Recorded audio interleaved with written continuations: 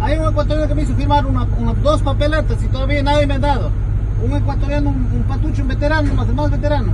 ¿No está por aquí? Sí, están todavía aquí. Aquí están. Los primeros que estaban firmando, ¿tú te acuerdas, no? Sí, sí. Claro. Mira, el tipo cogió afuera. Déjeme yo llenarla y le firmo, porque no puedo dar más papeles. Ya no tengo papeles, aquí ya me quitaron todo. ¿Mi camión? Arriba el ecuatoriano, ¿cómo se llama? El veterano más todo, él cogió el bolso y papel. Mira, yo no tengo papel, se me quitaron todo, mira. Oh, ¿usted quiere más papel para yo traerle allá a Pecho?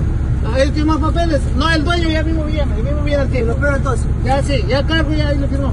Hasta el mercado, ayer llegué con 36, está pesadísimo este material. Ahí no está mojado.